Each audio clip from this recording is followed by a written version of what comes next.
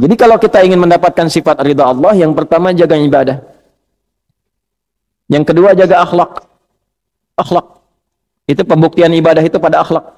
Kama arsalna fikum rasulan minkum yatlu alaikum ayatina wa yuzakkikum. Di benarnya ibadah antum itu akan terlihat pada akhlaknya. Ya. Salat itu apa pembuktiannya? Tanha 'anil fahsya wal munkar. Inna salata tanha 'anil fahsya wal munkar. Nah, fahsya wal munkar itu kalau bisa dihindari, ya, itu adalah akhlak perwujudannya.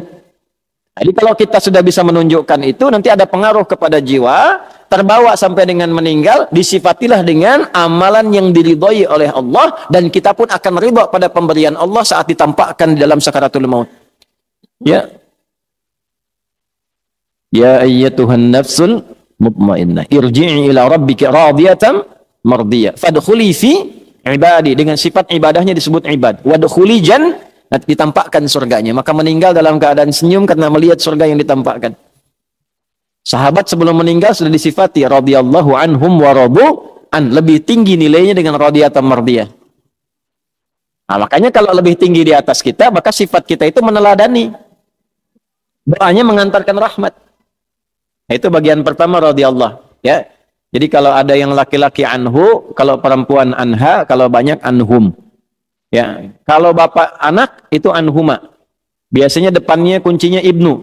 Ya, an ibni Abbas, an ibni Umar radhiyallahu taala anhuma. Kalau huma bonusnya satu lagi. Mengalir pahala lagi untuk ayahnya dan ibunya, orang tuanya. Misal Ibnu Abbas itu kan dididik oleh ayahnya pedagang, sibuknya luar biasa. Tapi dia pengen satu dari keluarganya jadi ahli ilmu yang mewarisi ilmunya Nabi sallallahu alaihi wasallam. Maka dari kecil disimpan di majlisnya Nabi. Titipin sama ibunya Ummu Fudail. Ya, tolong yang ini Abdullah ini siapin supaya jadi alim ke depan, ke majlis Nabi. Simpan, nanti bawa lagi, simpan, bawa lagi. Sampai Nabi meninggal, beliau masih remaja. Kisaran usia 13-14 tahun. Ya, sudah hafal 2000 hadis. Bapaknya baru 200, anaknya 2000. Didoakan oleh Nabi, Allahumma faqihhu fid din wa alimhu ta'wil. Kemudian disebut turjumanil Quran, jadi pakar Al-Quran, jadi ahli fiqih. Nah, setiap beliau menyampaikan satu hadis dari 2000 itu pahala mengalir pada orang tuanya. Makanya disebut dalam kitab ulama radhiyallahu taala anhuma. Sebagai tanda Abdullahnya dibuang, Abbasnya dimunculkan. Karena inisiatif mendidik anak itu datang dari orang tuanya. An ibni Abbasin. Ya.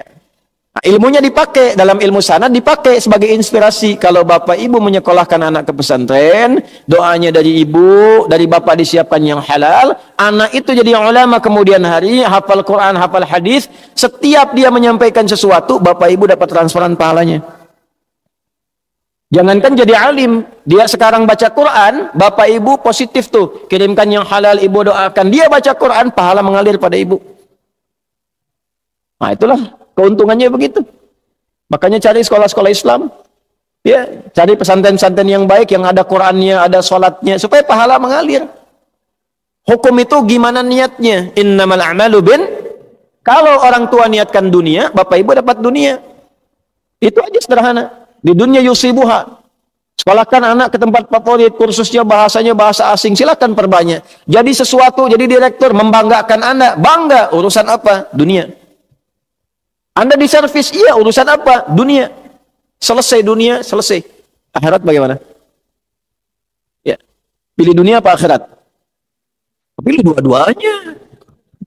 Doanya Rabbana atina fid dunya hasanah wa fil akhirati hasanah wa qina adzab. Nah, makanya cari pesantren yang bagus. Quran diajarkan, salat diajarkan, kenal sunnah Nabi diikuti, sirah para sahabat diajarkan. Tidak melupakan kebutuhan-kebutuhan duniawi, konteks yang paling kini. Jadi dokter dia yang hafal Quran dan paham fikih kedokteran. Masa yang mengandung perempuan yang periksa laki-laki?